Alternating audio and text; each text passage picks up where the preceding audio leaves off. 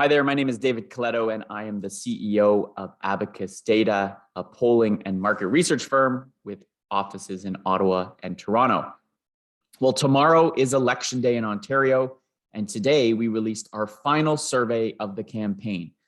We interviewed 1,500 eligible voters across the province from May 29th to June 1st, and I'm going to take you through just a quick rundown of some of the key results of that survey. Now, overall, when we look at the ballot and our final estimates for vote share tomorrow, we have the Progressive Conservatives 13 points ahead of the Liberals, 40% to 27 for the Liberals, 22 for the NDP, the Greens, the New Blue Party at 4%, with other parties getting 3% of the vote. Now, when we look at this across the province, what's important to note is the Progressive Conservatives lead in almost every region. They're ahead slightly in Toronto over the Liberals. They're well ahead in the Greater Toronto and Hamilton area. Outside of Metro Toronto, they lead in Eastern Ontario, the southwest of the province, and we've got a close race in Northern Ontario between the New Democrats and the Progressive Conservatives, although small sample sizes in that region mean we should look at those numbers with some caution. Now, what is driving this big lead for the Tories? Well, part of it is that they are winning substantially among those over the age of 45, as well as those over the age of 30, and really trailing the other two parties among those aged 18 to 29. Now, when we ask people who would make the best premier of the leaders, Doug Ford here wins again by almost 20 points over Andrea Horwath. 36% of all respondents pick Mr. Ford, 17 for Ms. Horwath, 14 for Mr. Del Duca. Among those who have voted or will definitely be voting, that advantage expands even further. 41 for Ford, 18 for Horwath, and 17 for Del Duca. Now, one of the things that have been unique about this campaign, I think, has been the relatively low level of attention that many people have been paying to it.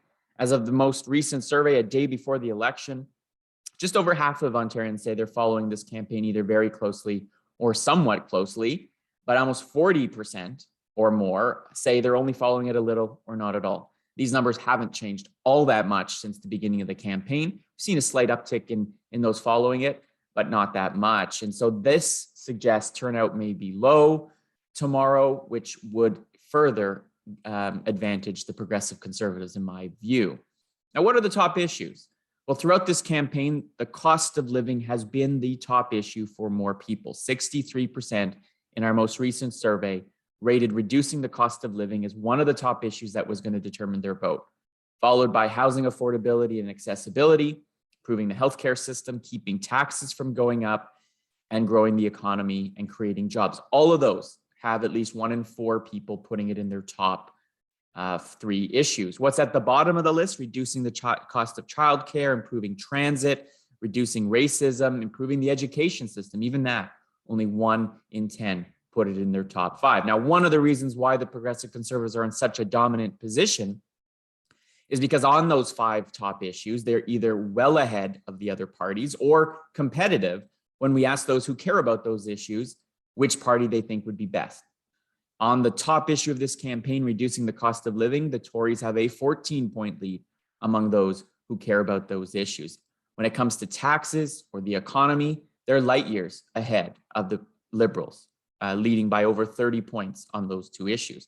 But even on the issue of healthcare, one that the opposition party leaders, Ms. Horwath, Mr. Del Duca, have tried to make ground on, the Progressive Conservatives are slightly ahead among those who say healthcare is one of their top 3 issues. So they own the key issues, and that's a key factor. Now, one of the things we often track is a desire for change, and we do it slightly differently where we measure the intensity of change.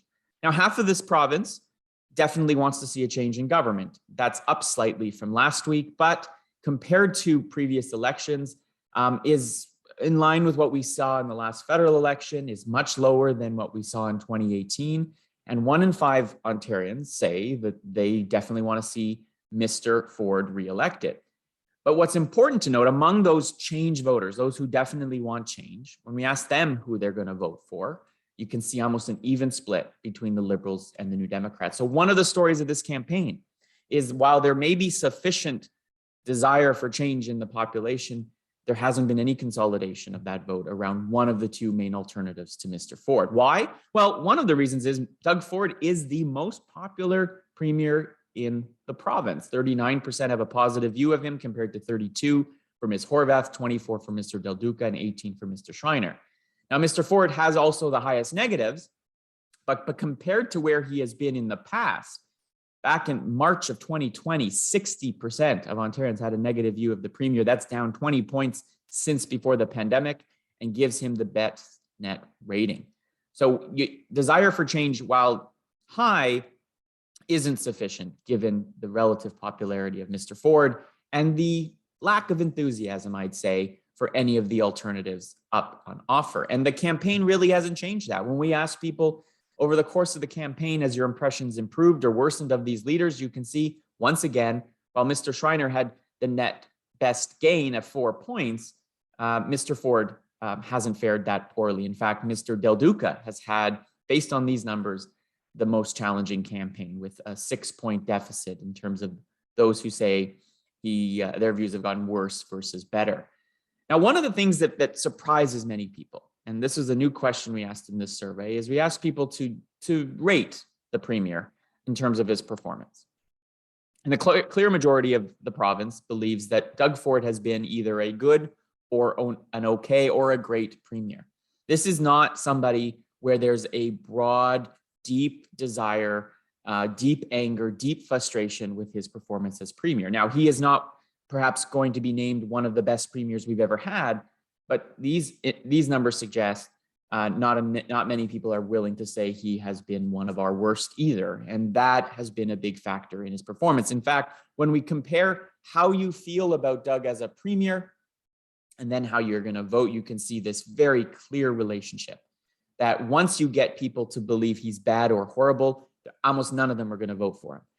And therefore, this is another signal that the opposition parties have not been able to make the case against Doug Ford to convince enough Ontarians that he is not a good premier. And the Progressive Conservatives and Doug Ford himself has convinced people that he's done as good a job as he could have given the circumstances of the pandemic.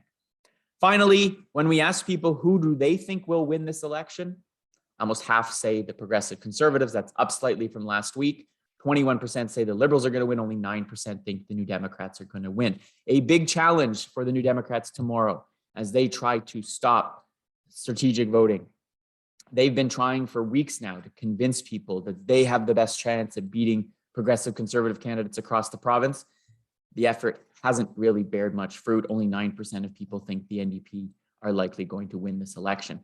So what does all this mean? Well, I think we're headed towards another Progressive Conservative majority government. If these numbers hold, 40% compared to 27 is a big lead. And I don't think, based on the regional numbers or any other indicators in our survey, that the opposition parties are going to be able to muster enough seats to prevent the PCs from winning their majority. Why are the PCs going to win tomorrow?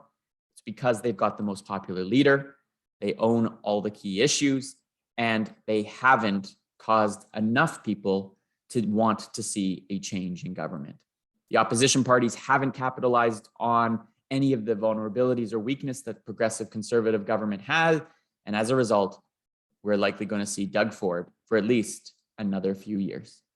Thanks for tuning in. If you can get all the details of this survey on our website at abacusdata.ca, and I hope to be in touch and talk to you soon. Take care.